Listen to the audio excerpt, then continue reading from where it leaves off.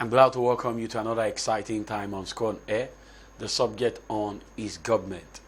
Today we're starting another topic, a new topic, and we're going to be looking at pre-colonial administration. And basically what we're going to be emphasizing has to do with the pattern in which Nigerians administered themselves before the colonial masters came around. So let's go. Before the coming of the Europeans into Nigeria, the various ethnic groups were autonomous and had developed their governmental systems. What are we talking about? Before the colonial masters came around to colonize us, the various Nigerian societies that existed had already developed a form of governmental system that was compatible with their culture, and they were running these systems effectively and efficiently before the colonial masters came around.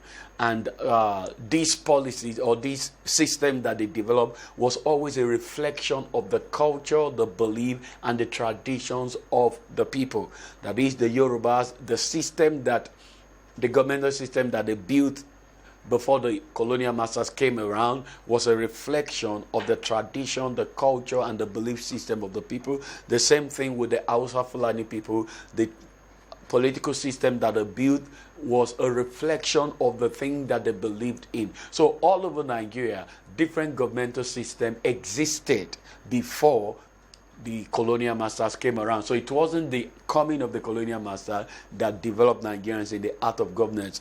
Nigerians had already they were already familiar with art of governance, even though it wasn't modern, but it was a reflection of their belief system. So basically we have three major ethnic groups in Nigeria, and that's how we're going to be looking at pre-colonial administration in Nigeria. We have the Hausa-Fulani, we have the Igbo, and then we have the Yoruba. Now, the Yoruba had established distinct and functional political structure before the advent of colonial rule. Before the advent of colonial rule in the southwestern part of Nigeria, a very distinct, functional, and efficient political structure had been built. And this structure was running effectively.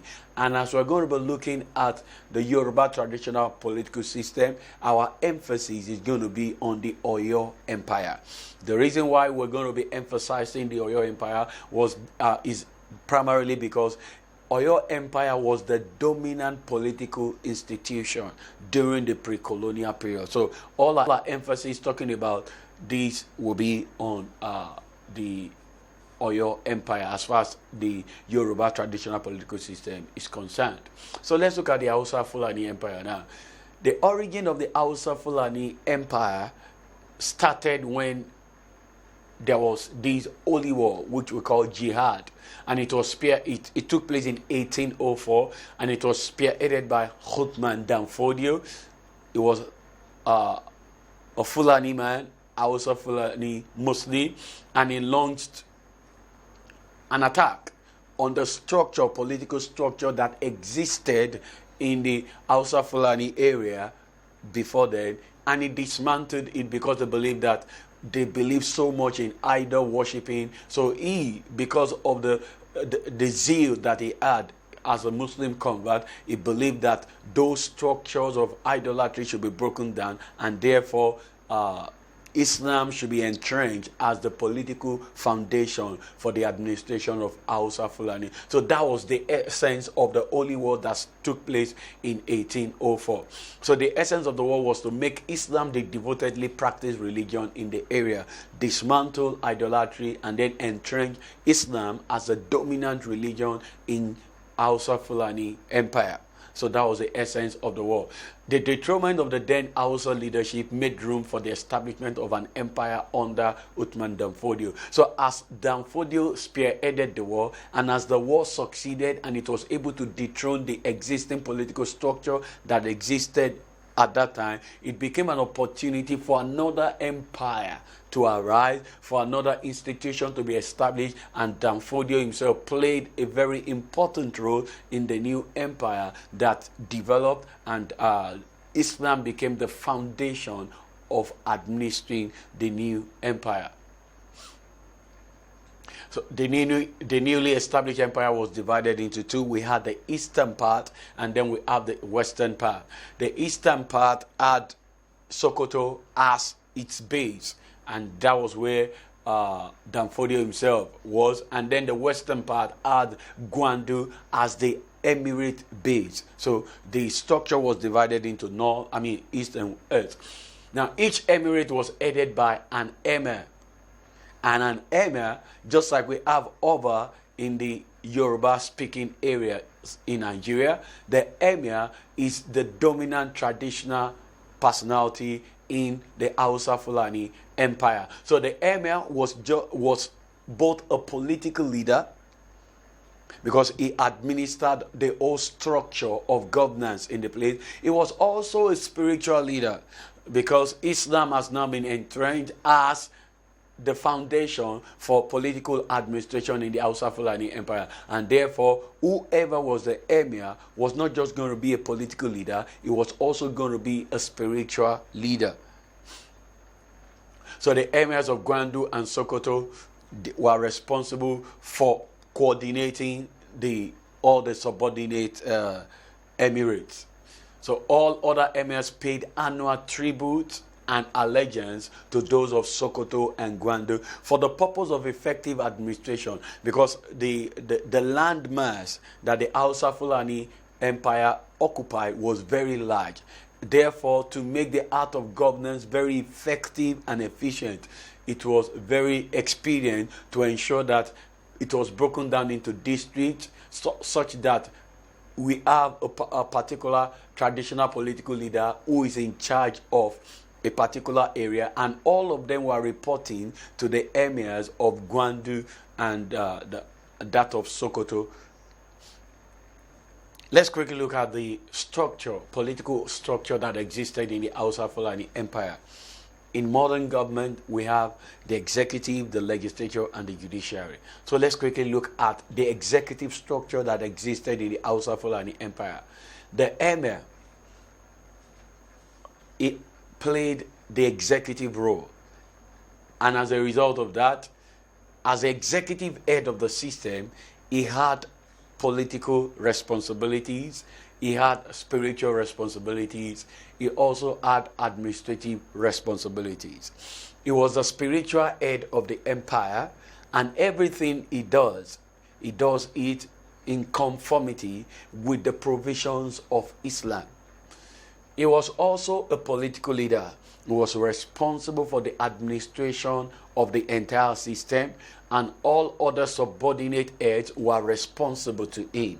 He was also responsible for formulation of policies and the implementation of the same. In terms of administration, he was also responsible for coordinating the activities of all the political institutions and structures that existed in the empire, with a view to ensuring that the objective of the empire were achieved per time. The emir had his government, and his government was based on Islamic religion. Everything that was done in conformity with the provisions of Islam. It was also done in conformity with Islamic culture. It was also done in conformity with Islamic tradition. So everything that was done in the system was a reflection of what Islam stood for. The emir was an absolute leader. Why do we refer to the emir as an absolute leader? The emir is an absolute leader because the totality of the functions of government were handed over to him, and his authority could not be questioned. Apart from that, the system did not provide any check mechanism on arbitrary usage of power by the emir. You could exercise executive, legislative, judicial, administrative responsibility. It was all in all. So much power was centralized in his hand, and nobody could question his authority. So all the functions of state were vested in him. He was assisted in the administration of the emir by a number of officials whom he appointed. For the purpose of efficient administration, he needed to appoint some people who were to work in collaboration with him so as to ensure that the purpose of governance the purposes that the government desired to achieve were cheaply achieved. Looking at the administrative structure, functions of the Emirate were carried out by a number of officials appointed by him. Appointed by the Emir, and these are some of the administrative officers that were appointed by him for the purpose of effective and efficient administration. We had the Waziri, we had the Galadima, we had the Saking Father, Madawaki, Dogari, Majis, and then the Saking Ruwa. So these were the people that were appointed by him to help him in facilitating the process of governance in the Hausa-Fulani Empire. So the Waziri performed the function of the advisor to the emir and acted as the prime minister of the emirate. The Waziri was the most prominent out of all these administrative officers that were appointed by the emir. And what he did was that, to a very large extent, he was the person responsible for helping the emir to coordinate the totality of what was happening. So he acted as a prime minister. What a modern prime minister does, the prime minister is the one that actually exercises the real executive function. So the Waziri was the one helping the emir to look into the nitty-gritty of the executive functions of the empire, and he was also responsible to the emir. Anything he does, he must ensure that the emir is appropriately briefed. Then we had the Galadima. The Galadima was responsible for the coordination of the administration of the capital city of the empire. So that was his own responsibility. He ensures that the totality of whatever is happening in the capital is coordinated, everything appropriately reported to the emir per time. Then we have the Saking Father. He was the head of the palace workers. Other political structure that existed, we had the Madawaki, who was responsible for commanding the army. He was the commander of the army. So each time the empire wanted to go to prosecute the war, it was the Madawaki that led the army. We had the Dogari, and his responsibility was in charge of the police. And the police was primarily responsible for ensuring that there was peace and order in the empire. Then we had the Maji, who was in charge of the treasury. Then we had the Saking Ruwa. He was the officer in charge of fishing and river-related activities or festival. So he was the one. That was what he does. So when fishing festival, like Agbo Fishing Festival, it was time for it. He was the one who was responsible. Now, the emirate was divided into districts for the purpose of effective and efficient administration. Because when the scope of governance is too large, there is always the tendency that there won't be effective administration. So for the purpose of effective administration, the emirate was divided into districts. The districts were further subdivided into villages. Just like we have a modern state, you have a state, you have a country, for instance, you have state in the country, you have local government, you have wards. The essence of breaking the structure down into very small bits is to ensure that the process of governance and administration is effective and that the people will feel the impact more appropriately. So the districts were subdivided into villages, and the villages were also subdivided. They were divided into wards. The districts were administered by the district head, and then the villages were controlled. The village heads controlled the machinery of government at the village level. And it was, as you can see now, the Hausa-Fulani structure was hierarchical in nature. One level of governance was reporting to another until everything got to the emir, who was the overall head. The village head collected taxes on land, taxes on cattle. One prominent feature of the Hausa-Fulani system was that the issue of tax was already well understood by the people. A system of taxation had already existed before the colonial masters came around. So the village head collected taxes on land, and then they also collected taxes on cattle, and part of the proceeds that they generated was remitted to the emirs and the district heads.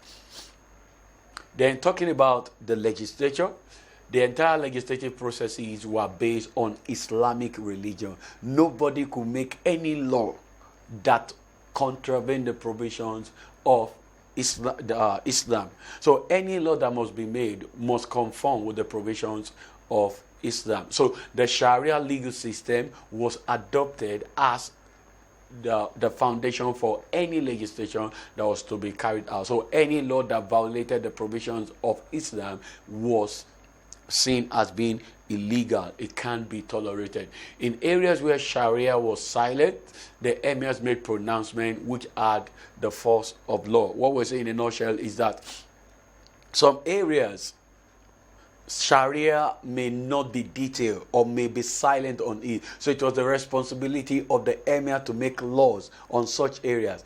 However, even when the emirs made laws, such laws that he made, it has the force of the institution of government for its enforcement, but those laws must also conform with the Islamic culture. The emir also delegated powers of making such laws to the district head, the village heads, who are answerable and loyal to him. So he delegated this responsibility, just like we have delegated legislation in modern government. He also delegated part of those responsibilities to the district heads as well as the village head. All extra Sharia laws must not contradict any part of Sharia. So any area in which the emir is making laws, such laws must not be contradictory to what the Islamic legal system believes in. Then talking about the judiciary, judicial functions were carried out in accordance with the provisions of Sharia. So today we've been able to look thoroughly at the structure of the Hausa-Fulani system. We've looked at how the emir exercised executive, judicial, as well as legislative responsibilities, and we have also identified that the Hausa-Fulani traditional political institution was hierarchical in nature. So as we come to the end of this episode of Schoolonair in the government class, I would like to leave you with this assessment. I like the structure of the traditional political system in the Hausa-Fulani Empire. It's been another enjoyable time teaching government on air. Looking forward to seeing you in the next class. Do have a wonderful day. Thank you.